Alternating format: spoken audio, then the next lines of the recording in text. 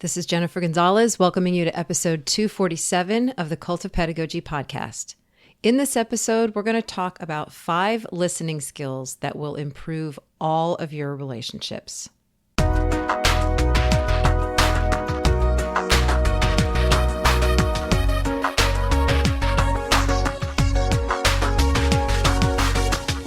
The greatest gift you can give another is the purity of your attention. I want to use this quote, which has been attributed both to Richard Moss and Sir John Templeton, as a starting point for this episode. Attention has become one of our scarcest resources. And when I think about all of the relationships we have in our lives, from the person we buy our coffee from, to our neighbors and coworkers, to the people we've chosen to spend our lives with, the quality of those relationships is influenced heavily by the quality of attention we're able to give each other. And by attention, what I'm primarily talking about here is listening. This is usually a podcast about teaching for teachers, but this episode really is for anyone, no matter who you are, because it's information that can help you in just about any area of your life. As a student at Penn State, I took a 3-credit course on counseling skills, a requirement for becoming a campus student counselor. I had no aspirations to become a professional therapist, but something about the program appealed to me, so I took the course and became a counselor for my last 2 years of college. It was in that course that I learned a set of listening skills that I have used for over 3 decades since, specific techniques that will encourage any person you're talking to go a little more in depth, share a little bit more, and most importantly, feel seen, heard, and understood. These skills can help you as a parent to listen more fully to your child. They can help you deepen your friendships, communicate better with your partner, be more present as a daughter or a son, a sister or brother, a colleague, a caretaker, a service provider, and of course, as a teacher. They are also indispensable when it comes to solving interpersonal problems in a healthy, productive way and avoiding toxic conflicts. I use them on this podcast quite often. And while I occasionally see these skills come up in conversations, more often than not, I notice people not using them at times when they would be so helpful. Finally, it dawned on me that I should just go ahead and share what I learned here. So that's what I have to offer in this episode. 5 specific techniques that will help you become a more active listener. I encourage you to share these with other people in your life, including your students, because these skills are easy to understand and they truly would help just about anyone improve how they communicate with all the people in their lives. Before we get started, I'd like to thank our sponsor, BowClips Classroom, a library of over 1.7 million ad-free, curated, curriculum-aligned videos. Access engaging content from over 650 trusted media brands and teacher-loved educational creators like TED, Amoeba Sisters, Fuse School, PBS, and Crash Course. Teachers save time with their powerful navigation tools to quickly search and filter by subject, grade, and language proficiency level to find content mapped to key learning objectives from more than 70 common curriculum standards. Then share it with students in a distraction-free environment. Sign up for a free account today at cultofpedagogy.com/BCC. That's cultofpedagogy.com/BCC. Support also comes from Everfi. Hey teachers, April is Financial Literacy Month, and there's no better time to equip your students with essential financial skills. Topics like taxes, investing, budgeting, banking, savings, credit, and debt are crucial for their future success. Pressed for time? Everfi has you covered with their free, standards-aligned, turnkey financial literacy lessons. These lessons are aligned with Jumpstart National Standards in Personal Finance and come with the prestigious ISTE seal. Last year, over 1.5 million students benefited from Everfi's FinEd lessons. With more states requiring a personal finance course for graduation, it's vital to prepare your students now. Make a lasting impact in your classroom. Visit cultofpedagogy.com/Everfi to get started. That's cultofpedagogy.com/EVERFI. Okay, let's get into these 5 skills. The first one is called backchanneling. So this is the easiest one. Backchanneling messages are the small, subtle things you do to show someone that you're engaged, that you're processing and understanding what they're saying, and that you want to hear more. The term backchanneling was coined by a linguistics professor named Victor Ingva in 1970. Backchanneling messages can be verbal or nonverbal. Here are some examples. So, one kind of backchanneling is eye contact and nodding. It seems obvious, but it's important to look at the person when they're talking and make eye contact with them. Nodding occasionally can also signal that you're following.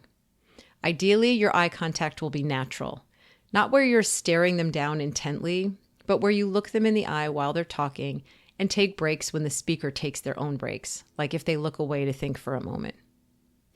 Another kind of backchanneling is small verbal prompts, making sounds like mm-hmm, uh-huh, yeah, wow, okay, and so on can go a long way towards showing the person you're engaged and encouraging them to keep going. Another kind of backchanneling is well-chosen silence. Rather than jumping in to fill silence when the person has just said something significant, it can encourage them to keep going if you just stay silent while showing with your nonverbals, like eye contact or having an interested facial expression, that you're still focusing on them. So for some people, these backchanneling skills come naturally. But if you've ever been told that you could use some work on your listening skills, this would probably be a good place to start. If you don't tend to do some of these things, there is a small risk of seeming mechanical at first, where you're maybe aggressively trying to make eye contact or saying aha in every single pause. One way to make doing these things more natural is to not try too hard to do them in large quantities, but to put just a little more effort into them and focus most of your energy on really hearing what the person is saying. So that's the first one, is backchanneling. The second is asking open-ended questions. Asking questions is a great way to show your interest and refine your understanding. Ideally, these will be open-ended questions that require the person to give you some detail back, not closed-ended questions that only need a yes or no answer. So here are some examples. Suppose someone is sharing a memory from their past. They say something like, I spent last summer working on my uncle's fishing boat. You could respond with questions like, what was that like? And what kind of work did you do? As they begin to describe their experience, you could ask more clarifying questions like, what kind of training did you have to get for that? And even though it's technically a closed-ended question, something like, would you do it again if you had the chance, is provocative enough to prompt a longer, more thoughtful answer than a standard yes-no question. Here's another example. Maybe a child mentions just offhand that they love their teacher. Or maybe, a lot of people will meet kids and say, what grade are you in? Do you like your teacher? And they might say, oh, I love my teacher. So to learn more from them, you could ask, what do you love about her? Or can you describe her to me? Or what are some fun things you do in her class? Another scenario might be that a friend comes to you or you're just chatting and they say, oh, I had such a stressful day. Just asking something like, what's going on, would tell them you have a minute to listen, and that would give them permission to blow off a little steam about their day. Finally, asking questions can really be helpful when someone comes to you with a complaint about you. I will use an example from my own life. About a year and a half ago, my daughter told me she didn't want me to come with her when she drove to her college campus for the start of the school year. Now, she was a transfer student at the time, so this was between her freshman and sophomore year, but she was going to a new school. And I just assumed I would be going with her to help her move in. Now, I'm sure I didn't handle this conversation exactly right, but I do remember noticing that my feelings were hurt and pushing through that anyway to ask her for more information. So, fearing her response, I said something like, what makes you not want me there? I think it's important that I was able to rein in my hurt feelings, and I know that I asked this as gently and with as much curiosity as I could, as opposed to getting really defensive. So when she told me then that I was, quote, kind of a nightmare on road trips, I was able to laugh, even though I didn't love hearing it, and I asked her to tell me more. She explained that I always got stressed about lack of sleep, which is accurate, and needing food all the time, which is also accurate. And she went on to share that she was nervous about things going well and didn't need the extra stress that I would add. I was grateful to her for telling me, and I said I would leave the decision up to her. A few weeks later, she told me she changed her mind and wanted me there after all, and I promised to do whatever I could to proactively address those issues and not add extra stress to her day. I have absolutely not handled all criticisms from my kids this well, but on that day, I was able to respond with listening skills instead of emotion, and it worked pretty nicely. So one more thing about questions before we move on to the third listening skill, and it is that you should use caution with questions that start with the word why. And this is something I learned from that course. So why questions are not absolutely taboo, but a lot of times asking a person why they did something, or especially why they feel a certain way, can make them feel defensive, as if you're challenging the validity of the feeling or action. Now, some why questions are necessary to get the information you need to understand something. Just try to be careful not to make the person feel like they're on the spot. So the third skill is reflecting the content. As the person is telling their story or explaining something, it can be really helpful to reflect the content back to them to make sure you understand what they're saying. It's important to do this in a neutral way if possible. You're seeking clarification and confirming your understanding as you go along, not judging what they're saying. Here's a couple examples. A student shows up in your class on a day when you're giving a test and says, "I better do well on this test. I have never studied so hard." After you prompt them with a very small, "Oh yeah?" they explain that they studied 2 hours every night for 5 nights in a row, using flashcards, rewriting their notes, and even making up a fake quiz for themselves. To reflect that content, you could say something really simple like, 5 nights, or "you put in a lot of time." Saying either or both of these things emphasizes the effort they put in and lets them know you understand the weight of this test. Another example. A friend who works in a restaurant mentions that she doesn't like it. After you ask something like, "What don't you like about it?" she elaborates with stories about rude customers, but you notice she says nothing about her coworkers or the kind of work she has to do. You could reflect this back to her by saying, "It sounds like it's really the customers that make it suck, yeah?" The reason this kind of reflection is so helpful is that it creates an opportunity for the person talking to add more information if your reflection is inaccurate or incomplete. It can also help the person more clearly define the problem for themselves. If what you said is true, it might help her realize that she doesn't actually dislike the job, just some of the customers. On the other hand, if there are other problems apart from the customers, this is her chance to add those to her description and get a more complete understanding of why she doesn't like her job. And this could ultimately lead her to some kind of solution. Another example, in that conversation with my daughter about the college trip, after she explained some of the behaviors of mine that were causing problems, I reflected that back by saying something like, "So the problem is that I have a lot of general travel stress, like being worried about falling asleep on the road or finding food when I'm hungry, and that adds to your anxiety, right?" When she said yes, I followed that up with another question. "Is there anything else?" She then added that I need bathroom breaks more than most people, which further painted the picture of me as kind of a nightmare to travel with. What was nice about this exchange for me was that there didn't seem to be anything serious about my character that was a problem. She wasn't saying I was hurtful or rude or irritating in any kind of deep way. I just had these annoying habits that, frankly, I could probably do a better job of managing on my own without making them everyone else's problem. One more example. Sometimes you might even want to announce to the person that you're going to paraphrase back to them what they've said. If you listen to this podcast a lot, you might notice that I do it a lot here when I'm interviewing someone and they've just explained a new idea or concept to me. I'll say something like, okay, let me tell you in my own words what I think you're saying. Let me know if I have this right. And then I'll kind of give my own summary of what they've said. Number 4 is reflecting feelings.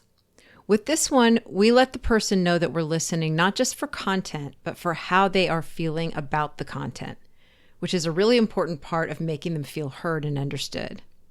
You can reflect feelings with phrases like, you sound, fill in the blank, or it sounds like you feel, ... or that must make you feel, fill in the emotion. Here's some examples. Your neighbor approaches you one day to let you know that the party you had the night before kept them from going to sleep when they needed to.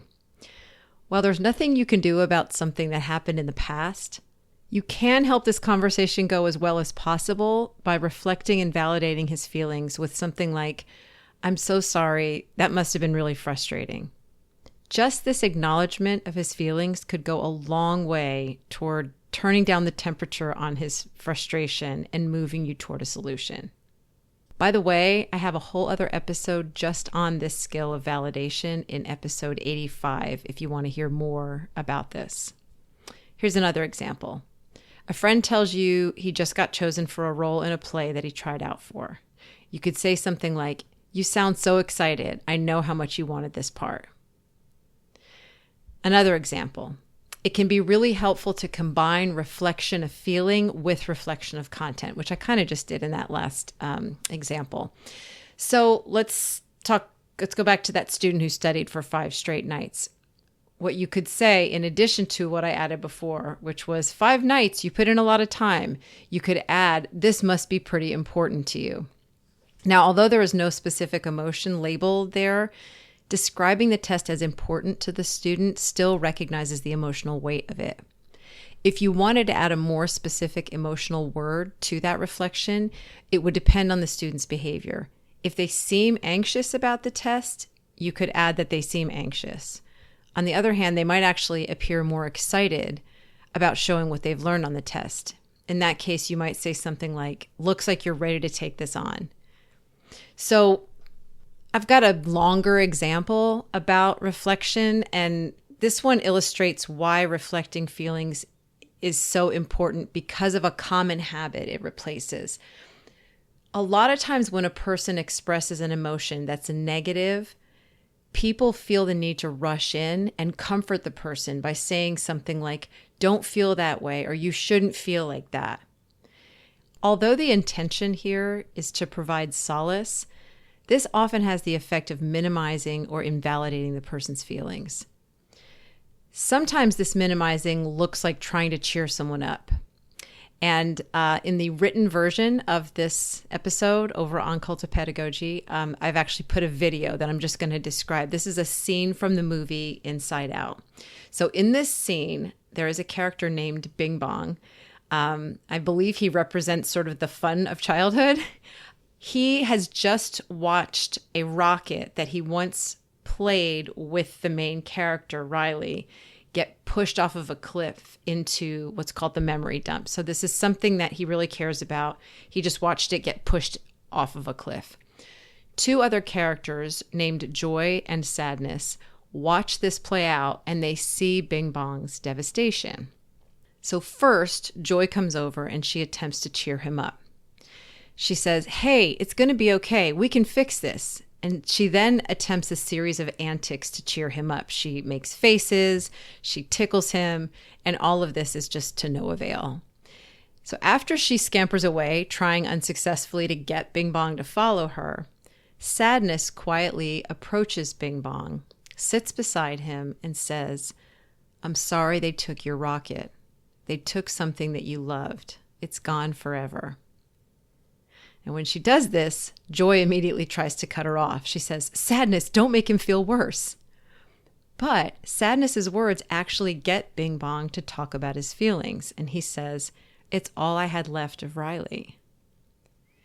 Showing how thoughtfully she's listening, Sadness expands on this by saying, I bet you and Riley had great adventures. This gets Bing Bong talking about one particular nice memory he has of one of those adventures. He describes it and then he finishes by saying tearfully, we were best friends. Sadness puts her hand on his and says, yeah, it's sad. This prompts more tears from Bing Bong and he hugs her, which seems to really distress Joy. She seems to think more sadness is a bad thing. But moments later, Bing Bong straightens up, wipes his tears, and says, I'm okay now.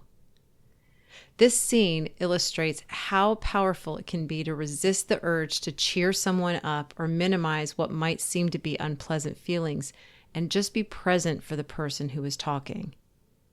In this example, we're looking at deep sadness and grief, which are very heavy and prompt many of us to try to make a person feel better.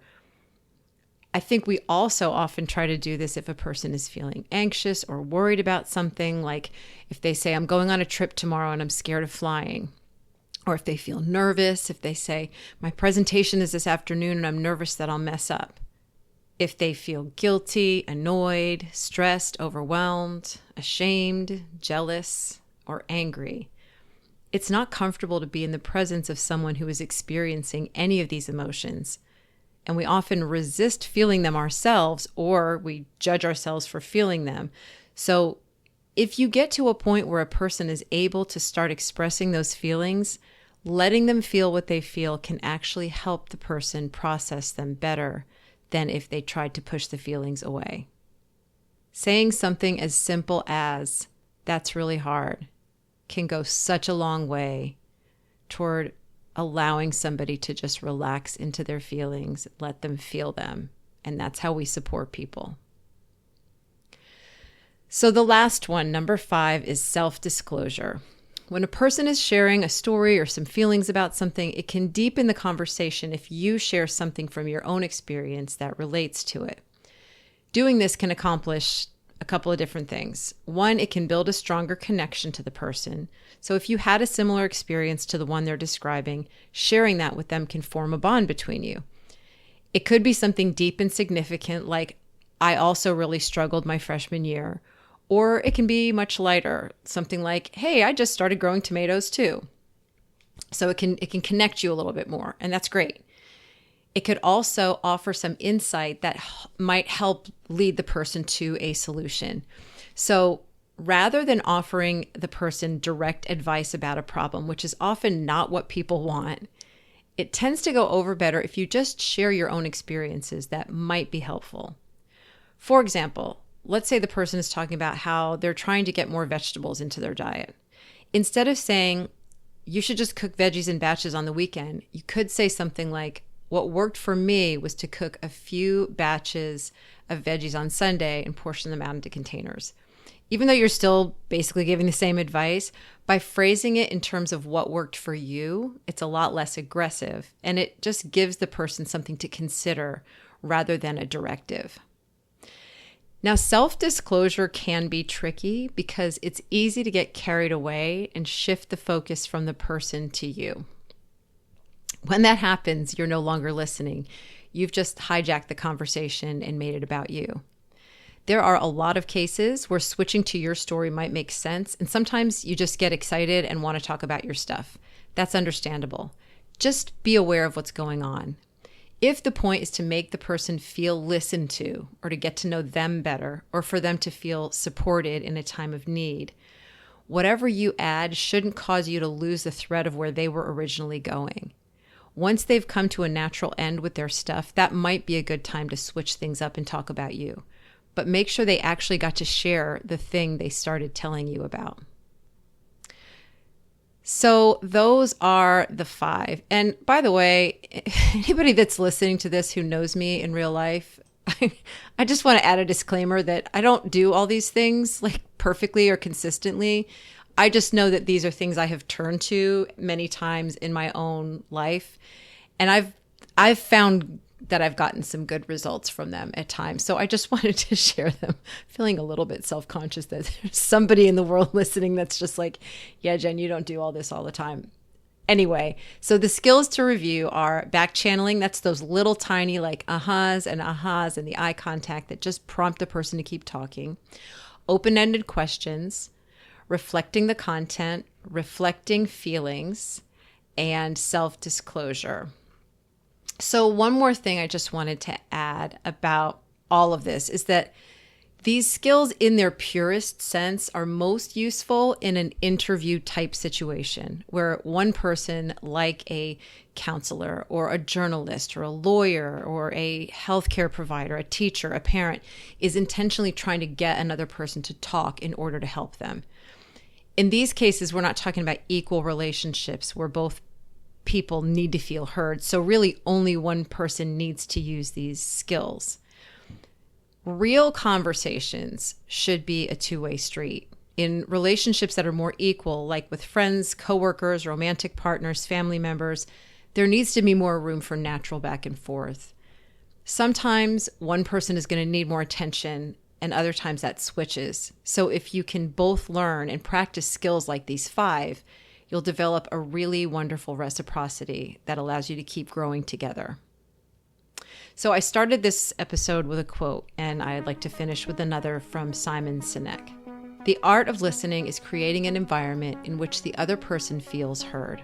I don't want to know that you heard the words. I want to feel heard. I want to feel seen. I want to feel understood. That feeling that there is someone who cares enough about you to really listen, to witness your experience in this world, is one of the best gifts you can give someone. I hope I have shared something in this episode that'll help you give that to the people who matter the most to you. For a written version of this episode, visit cultofpedagogy.com, click podcast, and choose episode 247. To get a regular email from me about my newest blog posts, podcast episodes, courses, and products, sign up for my mailing list at cultofpedagogy.com/subscribe. Thanks so much for listening, and have a great day.